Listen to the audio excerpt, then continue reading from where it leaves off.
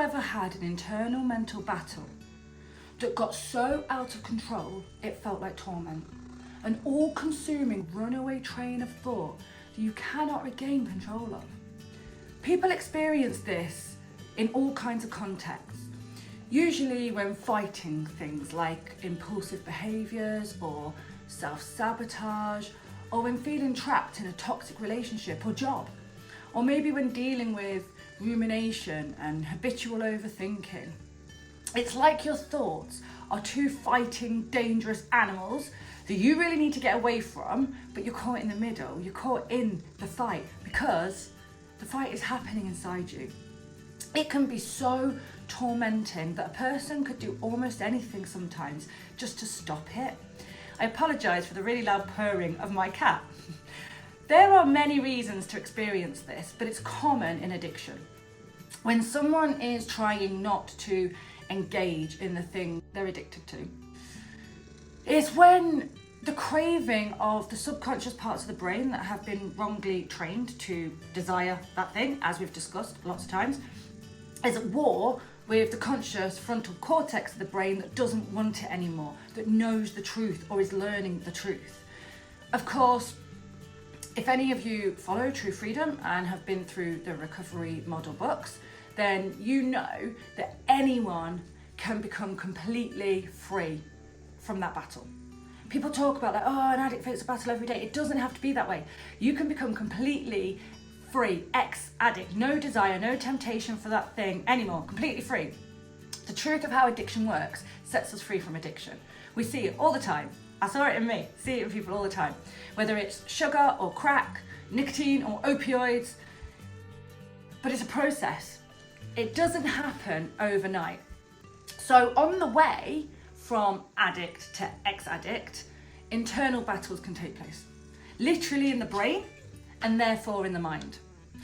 Now by itself, that battle in the brain can be mastered and nipped in the bud before it's a problem. It doesn't have to be a problem. And then over time, the truth wins. But I'm referring to the times when it has escalated to the point where the craving feels like it's all consuming thoughts, consuming your whole being. Basically when it's already winning the fight, when it's louder, when the craving, the subconscious, the bad training is louder than the truth is. If the subconscious craving takes over the conscious knowledge of truth, a person feels like the only way to end the torment is to relapse. And then in the cold light of afterwards, that relapse has wreaked havoc. I'm going to tell you now how to prevent that relapse. A sudden physical action disrupts a mental loop. When the brain is in an internal argument, as the subconscious part urges you to eat, to swallow, to snort, to inject, whatever, it's only doing what it has been erroneously trained to do. But those parts of the brain are intrinsically connected to the rest of the body. So if left to it, those parts of the brain will get stuck in persistence of what they've been trained to persist for. But if something suddenly happens to the body, those parts of the brain redirect attention. Because the body is as much their job, those parts of the brain, the body's their job as much as telling you to do what it's been trained to tell you to do is their job. Take the reward center, for example, the primary component to addiction. Like there's lots, but that's kind of the primary one. It's distracted from craving by sudden physical action. As we've discussed further elsewhere, the reward center is designed to release dopamine to reward us for effort. And that's what addiction mucks up, but that's how it's designed. And then to motivate us in anticipation of reward for effort. Drastic physical action is strongly connected to effort in the brain. So the reward center pays attention to the physical action in anticipation of potential reward, thus distracted from its persistence to use. The amygdala is another great example. It's the fear response center of the brain, fight or flight. And it gets all up in addiction and craving, alerted to possible threat as the brain goes into this inner conflict with itself. Then it joins forces to compel an addicted person to use, to perceive wrongly perceived threat. But if something suddenly happens to the body, then it's immediately diverted to a new threat. And actually, one that it prioritizes, because survival is its highest priority, and a physical threat could be more fatal than a neurological one. So it switches its attention. This is one of the main reasons why people self-harm, with cutting or burning, etc. I know now it's why I felt such relief as a teenager when I would pull a scarf around my neck so hard till I nearly passed out, and it felt really good. Crazy, but now I know why. And when I used to cut myself too. Often people who self-harm will say something along the lines of, it brought relief, it brings relief, or it's the only way to stop the thoughts in my head, or it calms me down, and when I get overwhelmed it makes everything slow down. Now, there are various other reasons involved in why that has that effect, including the release of endorphins, the slowing down of the heart to decrease blood loss when it comes to cutting, which some believe has potential calming effects. Then there are all the psychological elements that get involved, some of which we actually create in an attempt to understand why we're doing it. Self-punishment from self-hatred, external expression of internal overwhelm, physical release of emotional crisis, and feeling better when you can see what was too confusing when you couldn't see, and maybe cries for help. But for the large part, the reason self-harm brings such relief is that it disrupts a mental loop in the brain. It does what we're talking about. That mental loop for self-harmers might be thoughts of failure or pressure or hurt that escalate to the point of overwhelm, and then it becomes an addiction itself actually. But those thoughts might be the thought to use, and then those thoughts in quick succession become this runaway train until you've lost control of your mind and yourself. This is also why we scream. Though, that deep, guttural, releasing scream that fictional characters do really well in films and dramas, but we tend to do a lot less in real life. I think the reason why we do it less in real life is because we're self-conscious and we're socially adapted. It's a frighteningly vulnerable thing to do. We train ourselves from a very young age to hide and push down rather than reveal and release. But also socially, obviously, we can't walk around the workplace or the supermarket or even our home just screaming. So we hold it in. But actually, sometimes it would be the best thing to do, because it's a physical, or at least it's what our body and brain really want to do, because it's a physical action that jolts the brain out of the mental loop that it's stuck in. I remember seeing a clip of a TV show in which the surgeon had gotten all caught up in his head in the middle of a surgery. It was personal somehow, and he'd become really unnerved and wasn't able to perform the surgery properly. And a colleague said to him, you need to take a step back, implying I'm going to take over. But he took the step back, but then he suddenly let out this loud, controlled, long scream, after which he was released from that mental loop and he recomposed himself and successfully continued the surgery. Well, it takes a certain type of person to be able to do something like that in front of colleagues, or anyone for that matter. And his fellow surgeon's face demonstrated that she knew him well enough to not be surprised. But the nurses and anaesthetists and that were completely jaw-dropped. But it worked. Now, this was a fictional character in a fictional scene, but the effect is based on scientific fact. A controlled scream like that would return a person to mental clarity. This is also why people feel better when they punch a wall. You feel worse as well, but you feel better in a way. And it's why some therapists recommend people punch a cushion or buy a punch bag. Now, there are criticisms against such approaches that revolve around the fact that punching inanimate things doesn't solve the problem and may even exacerbate anger in the long run, which is true. So it's not a practical approach to intense emotions, but because it won't resolve the emotions, and it might even create long-term further issues. But it will stop a mental loop. It'll stop the runaway train of overwhelming, conflicting thoughts. A sudden physical action disrupts a mental loop. Sorry about my cat now eating. She just keeps making noise. We know from school that the body listens to the brain. It makes, the brain makes the heart pump, the blah, blah, blah, all of that. But the brain listens to the body too. Physical movement informs the brain as much as the brain informs physical movement. And when our thoughts are out of control, we need something physical to interrupt them. Our doing is what halts our thinking. Then, when that intense torment is removed, you can refresh yourself on truth. You can turn to Jesus, call a friend who understands the true freedom journey, or whatever journey you're on if it's not addiction. You can watch these videos, you can journal, you can read some true freedom, you can take a nap. You can get back to your progress once you've jolted yourself out of that intense, all-consuming torment. So, with screaming, punching, even self-harming, it's like when a defibrillator is used to return a natural rhythm to a heart that's stuck in arrhythmia, a heart that's racing dangerously fast. And anyone who's ever been caught in thought patterns that escalate and brace out of control and the all-consuming emotions that accompany that knows how relieving it is to stop them, to stop that train of thought. Regarding relapse, once we let a certain thought become a consideration and then an imagination, bouts of severe craving can be like runaway trains of thought. And once we engage with the craving, once we go into conflict with ourselves, the conscious frontal lobe that wants true freedom in conflict with the subconscious, reward center and all of that that's been falsely, wrongly trained to want to use the thing. Once we're in that battle, then it's like an arrhythmia of the brain.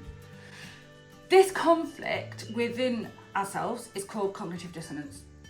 And we know from True Freedom Milestone 2 that the brain hates cognitive dissonance. It hates being in conflict with itself. And it works hard, it prioritizes escaping that as quickly as possible. And usually, without applying the truth and its tools and things like this video, the side that wins is the subconscious side. In this case, addiction. Because it's the side that's trying to keep things the same for the sake of survival. It hates change. So for survival and efficiency, it will push harder, as we've explored more deeply elsewhere. So yeah, mental conflict that stems from the frontal cortex at war with the subconscious parts of the brain is torture. It's really torture. We're not designed to fight with ourselves. That's a consequence of the law of sin and death, corrupting our beings. Right down to our core design, cognitive dissonance, that warring against ourselves, that mental fight against our faulty internal algorithms, it's exhausting torture. And our brain is desperate to escape it. And our soul is too. So usually we'll either give in to the addiction, or, if not addiction, the self-hating lies or the compulsive behaviour or the just stay in the abusive relationship or the self-sabotage, etc., etc., etc., just to make it stop. Unless we use a sudden physical action to make it stop. Now, in reality, if a person simply sat on the floor at the start of craving with a calm, happy distraction and waited it out, the craving would pass. That's a fact. But we don't wait it out, do we? We engage with it, we fight with it, we fuel it, until either we give into it, suddenly it'll flick, we're suddenly so fixated on having it with a determination that could end world hunger if it was redirected, or something stops us, or someone stops us. But that's not great, because without the truth, if we're not learning the truth of true freedom, and then we just get stopped from using, all that does is perpetuates the lie in the subconscious that that experience was traumatic, and if you'd have used, it would have made you feel better. So it just perpetuates the pathways in the brain that believe that you need to have that thing to feel better. So that's why just abstinence and willpower doesn't work. But when we give into it and devour the whole tub of ice cream or the whole bottle or place that bet or dig the needle, we already feel relief beforehand. We feel relief the moment that we storm off to the nearest dealer or send the text or go to the shop or the bookies or the fridge, for two reasons. Now, the main reason is the release of feel-good, motivating dopamine in anticipation of the perceived reward, the false trick of a reward, as explained in True Freedom Part 1 and a couple of videos here on this channel. But another reason is one we're discussing here. A lesser reason, but still a valid reason, is what we're discussing here. We also feel relieved the moment that we move to give in, the moment that we start aggressively packing our bags to leave rehab, the moment we march off to the shop, the moment we roll up and spark up. Because we've diverted the runaway train of thought. So by choosing a side and then physically moving towards it, we've stopped that inner conflict, that cognitive dissonance. We've disrupted the mental loop that was torture. Just like when someone overwhelmed with negative thought and painful emotion cuts themselves. It's the same sort of effect. It's well known amongst psychologists, neuroscientists, therapists, that we cannot successfully fight thought with thought. And the Bible knows this too, which is why it says to take every thought captive, not to fight with thoughts or to reason with them, but to take them captive. When our thoughts are against us, trying to think them into something else does not work. And our thoughts are out of control, we cannot think them back into control. It doesn't work because we're trying to use a broken thing to fix a broken thing. Now later, when our chemicals and hormones and nervous system and our heart rate have all returned to a healthy state, like once your frontal lobe that knows the truth and knows Jesus and all of that is able to get a word in again, then we can harness thoughts. We can continue building pathways that will over time reduce the loss of control that we end up with at such times. Like, this is when we can practice the renewing of the mind that the Bible instructs us to do. So, but we can't do that while those animals are fighting. While our thoughts are a runaway train, more thoughts are not going to help. Just adding more carriages to the train, it's not going to help. Another key part in all this is the amygdala again, the fight or flight control centre of the brain, which I already said gets all hyper alert at the first whiff of inner conflict, alerted to possible threat. That's its job. So then it gears the body up to fight or flee, flooding it with adrenaline and cortisol and more. And that's why someone packing their bags to leave rehab the moment they've given into their subconscious craving does it so aggressively, so dramatically, like banging stuff in their suitcase and slamming doors, even when there's no reason for them to be angry. It's why somebody's hands are shaking as they roll that fag or grab that spoon for the ice cream. It's because the adrenaline, etc., has been building up during the cognitive dissonance that alerted the amygdala to potential threat. So it's pumping out those hormones and chemicals. And that's another reason why a sudden or sharp physical movement brings relief, because it releases all that adrenaline. So yeah, physical action makes the difference, but healthy physical action is the solution. Self-harming, screaming, punching, they aren't helpful in the long run. So what is? You can get creative with this. I hope you do. But I'm going to give you 4 suggestions. Number 1, go for a run. Number 2, cold water therapy. Number 3, trampoline. Number 4, sing at the top of your voice. Number 1, go for a run. I can remember a day when I'd been in one of those mental battles not to drink anymore, alcohol. My frontal lobe, I love Jesus. I knew I didn't want to be in that place. I didn't know the truth yet, but I didn't want it. But that was at war with my subconscious that was deeply trained to demand it. I didn't drive at the time, so I put on my shoes and coat and I stormed out the house to walk to the shop. And as I was walking, like a woman on a mission, something in me felt compelled to start running. I didn't know why, but I went with it. And I started running. And something in me just shifted. And the next thing I knew, I kept on running past the shop, around the block, and I was back at the front door of my flat. I went inside and this peace came over me because I felt like I'd really overcame. I felt like I'd really achieved. And I started praying and singing worship. That physical exertion had defibrillated my subconscious craving loop trap and allowed my conscious mind to overrule it, and then for me to connect with God. Of course, I had no idea what had happened and why it resulted that way. I didn't know then what I know now. I also went to the shop later that day and bought alcohol because I was addicted, and the mental torture returned, as it does when you don't know the truth and you're not feeding the truth, and it overcame me. But I believe the Holy Spirit prompted me to run that day, pointing me in the direction of my own design, like showing me something that I didn't understand at the time.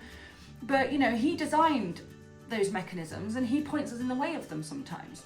God knew that run wouldn't fix my problem, but He also knew that one day I'd learn what I needed to learn and would remember that experience. And maybe as well that experience actually helped me learn what I needed to learn somehow. I don't know. A walk can do the same, but it needs to be arduous enough to get the brain's attention. So walking uphill can do this. Why do you think Jesus kept going up mountains to pray?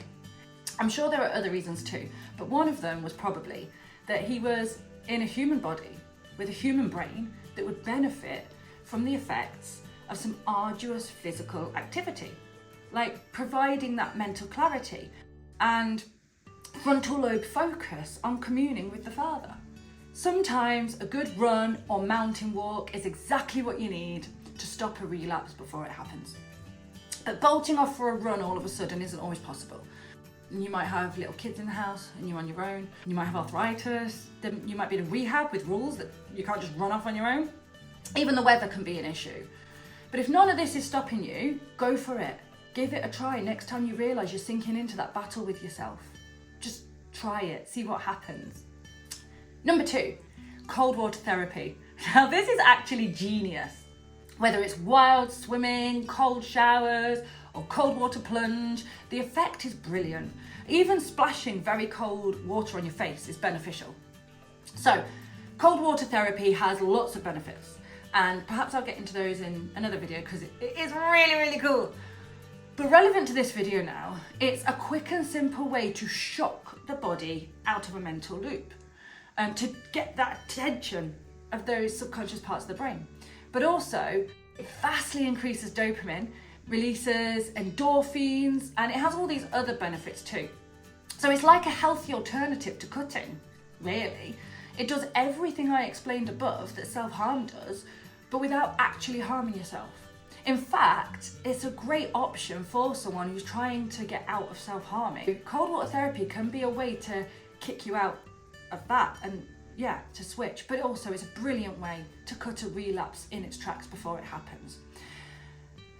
Now, apparently wild swimming is the best, but if you don't live near an ocean or a large lake or a clean river, it requires a lot of organised planning. And so it's not suitable for those moments of internal battling when you just need something boom, now. It's a bit of a palaver, probably a day off activity with friends maybe. Not the sort of thing you can create this regular habit out of or do suddenly. But it could be good for a way to get into cold water therapy. If you're really brave and bold, you could go with a load of friends. Then there's cold water plunging. So I bought myself a plunge that's in my garden, where I can see a lovely view while I do it, because I'm a sucker for a good view. Most of the year, it's a great view.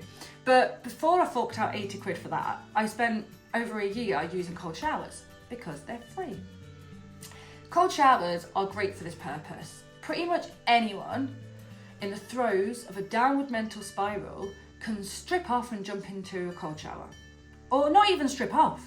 I mean, what's a bundle of wet clothes on the floor if you're preventing a relapse?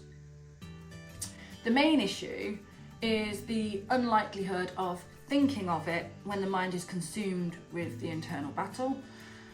But that's why it's super valuable to create a habit of doing it, and that's why plunging or showering is better than wild swimming, really. So then when it's needed in that heated moment, the very thought of it is more available in your memory because you've been doing it habitually already.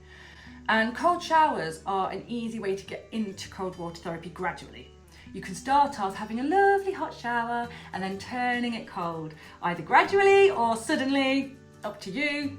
You can even then have a hot one again, which defeats a lot of good benefits, but not this benefit for a relapse. Defeats a lot of the benefits for why I do it, because I don't have that temptation and stuff anymore. I haven't for years. But it still works for what we're wanting it to work for. Even splashing the face with cold water, like I said, that could do the trick. That could be enough to take the brain's attention off the mental battle between the subconscious, badly trained, to pull you to use, and the conscious desire to be free of it. It can be enough to defibrillate the brain out of mental arrhythmia. There's so much science in this, from specific nerves in the face to brain chemical reactions to how it affects our autonomic nervous system. It's brilliant for anxiety, for defeating anxiety. But for now, just trust me and try it. Or find other videos on YouTube that tell you why it works so well, and all the Andrew Huberman's a good place to start.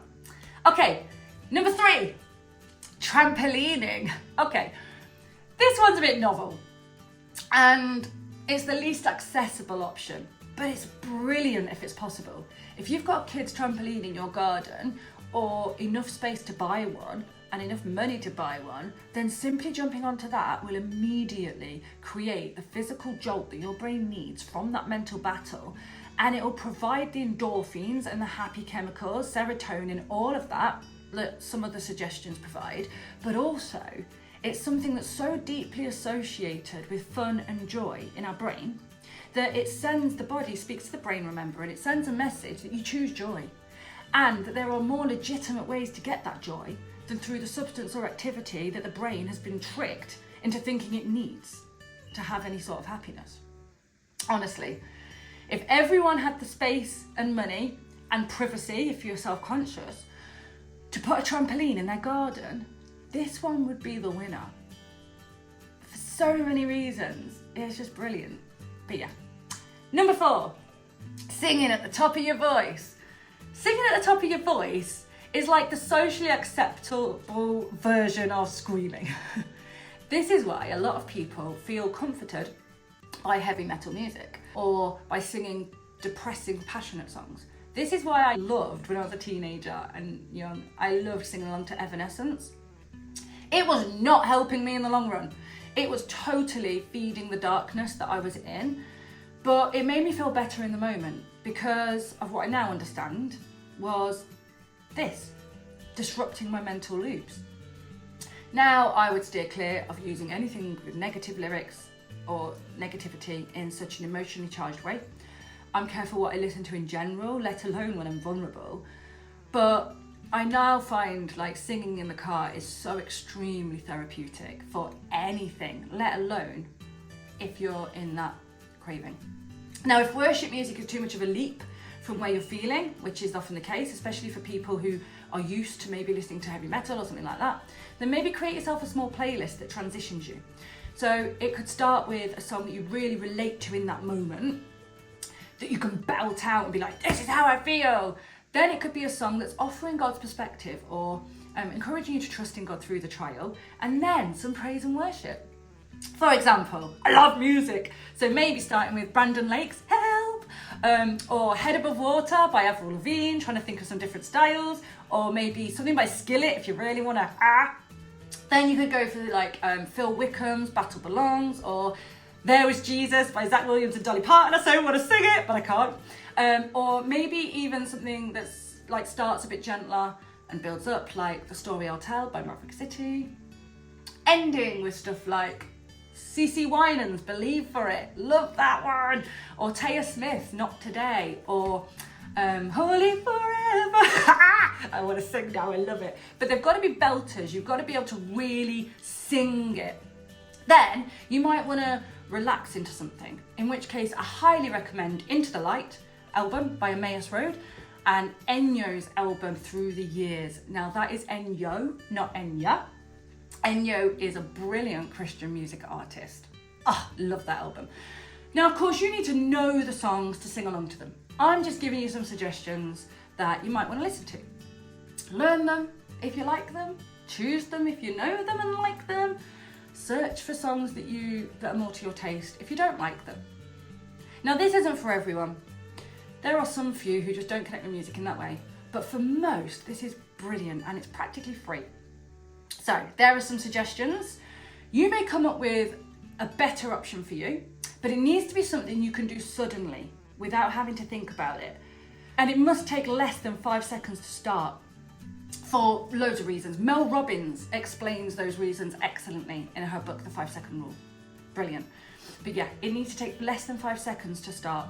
So maybe try these options out, pick what your go-to is going to be, then create a conducive environment to it. So keeping your trainers for running by the door, making sure the playlist is ready, making sure that the plunge pod is full of cold water, getting the towel, having a towel always ready in case you suddenly jump in the shower. Ask people around you to remind you, put reminders where you'll see them.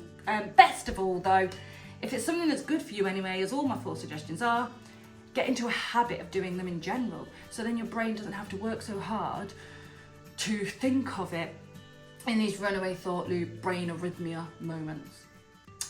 Now, what we do the rest of the time is what determines our futures. What I've shared here won't bring any significant breakthroughs.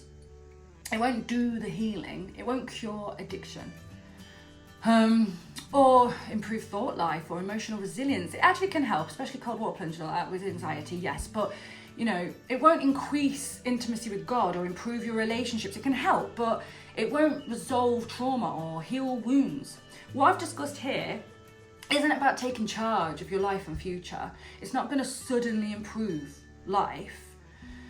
For those results, you need to renew the mind. You need to go through the True Freedom books, develop healthy practices and habits. And part 4 is going to really help with developing like things within self over time, beyond and besides addiction too. But the advice in this video is specifically for addiction and specifically for those moments on the way to complete ex-addict, no temptation anymore, total freedom.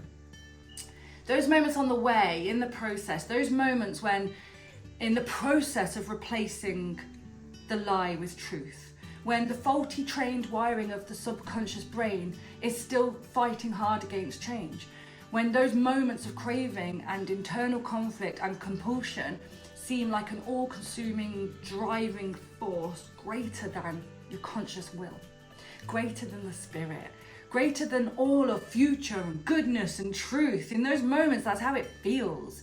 And in those moments, this advice can save you.